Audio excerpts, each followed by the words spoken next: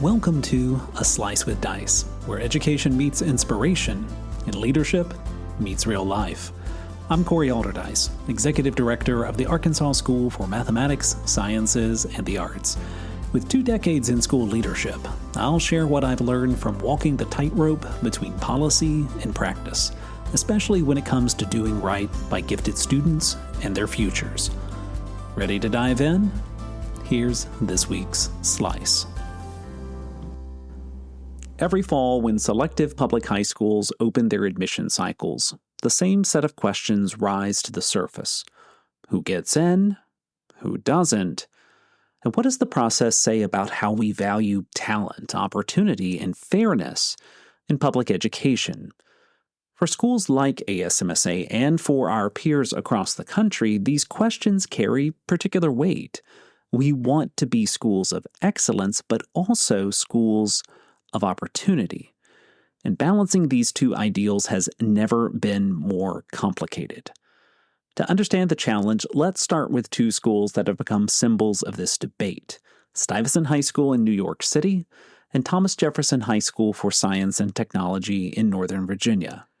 Both schools are nationally recognized, academically elite, and fiercely competitive in their admissions. Both have also been criticized for failing to reflect the diversity of the communities they serve. The statistics from Stuyvesant are staggering. In a city where nearly 20% of public school students are Black, only 8 Black students were admitted to a class of almost 800. That's 1%, far below the citywide average.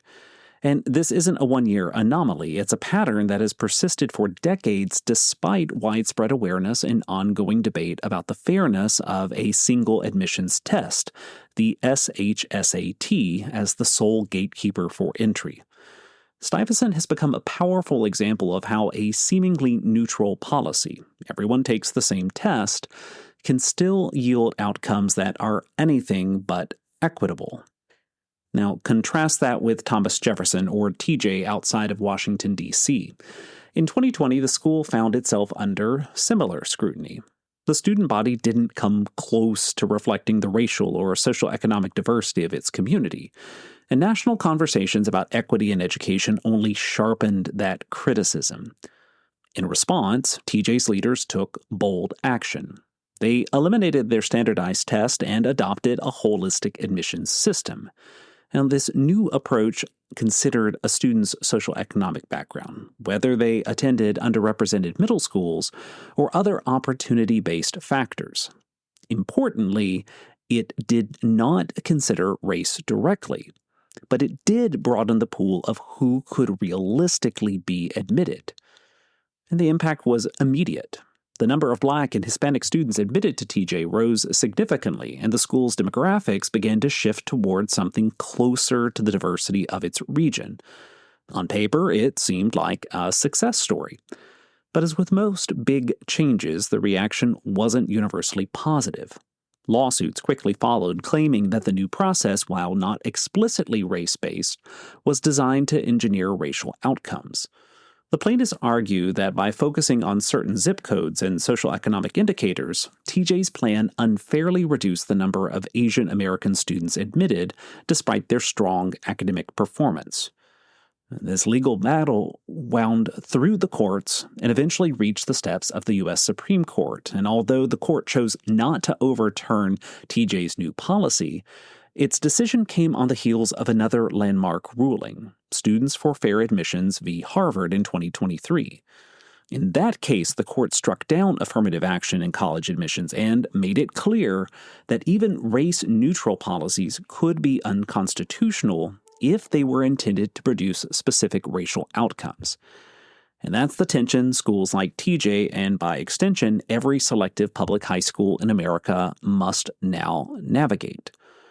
So what lessons can schools like ASMSA take from this? Well, one lesson is that there is no quick fix. Relying on a single standardized test, as New York specialized schools still do, often reinforces systemic inequities because it rewards those who can afford extensive preparation. But swinging to the other extreme, implementing broad holistic measures without carefully explaining their intent, can certainly invite legal challenges and community distrust. The path forward is about balance. It's about designing admission systems that recognize opportunity gaps not as a backdoor to affirmative action, but as a genuine attempt to measure merit in a fuller, fairer way. And that brings us to the heart of the matter. What do we mean by merit? For decades, selective schools have leaned heavily on narrow definitions, highest test scores, top grades, extracurricular checklists. But we know that merit is more complex than that. It can be seen in the student who excelled despite attending a school without robust advanced coursework.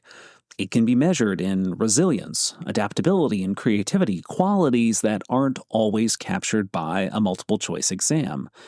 By broadening our understanding of merit, schools can identify students whose potential has been shaped by challenge as much as prior experience. Now, critics will argue that these kinds of shifts dilute excellence. They'll say that without hard test scores as the primary measure, admissions become subjective and the standards fall. But let's be clear. The old systems weren't as objective as people often like to think. Test preparation industries have thrived for decades precisely because wealthier families could buy access to an objective advantage.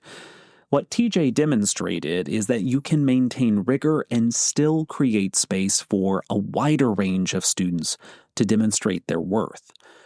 For selective schools across the country, the stakes are high. These schools have always occupied a unique role.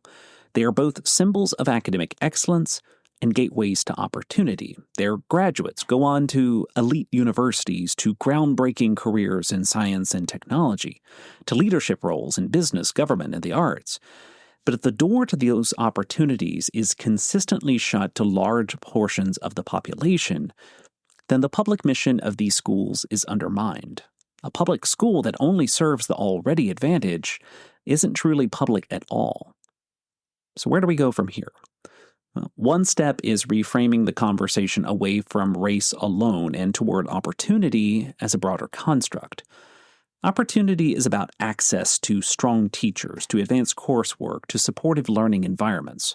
Opportunity is about whether a student had to fight uphill for every inch of progress or whether doors were opened at every turn.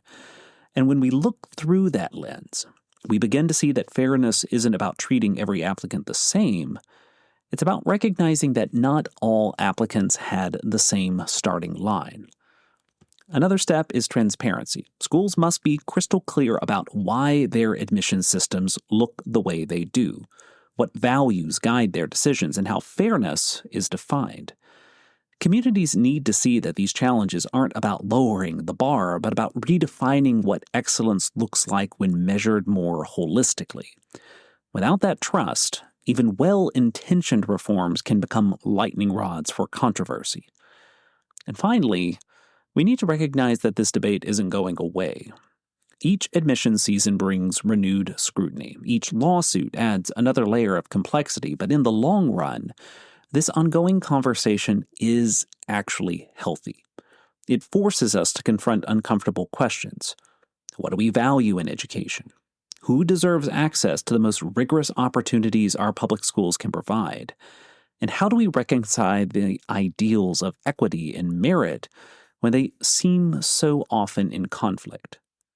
The truth is, talent is evenly distributed, but opportunity is not.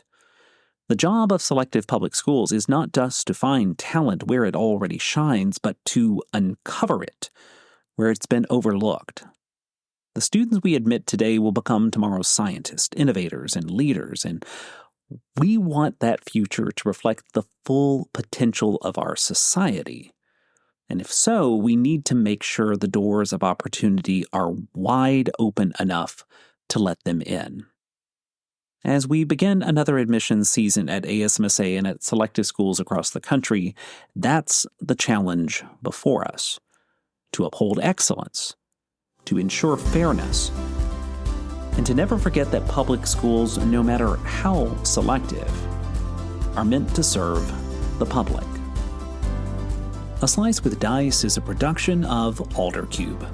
Thanks for making time to reflect with me. If you're finding value in these episodes, I hope you'll subscribe and help spread the word. Until next week, lead boldly, listen closely, and keep pushing forward. I'll see you then.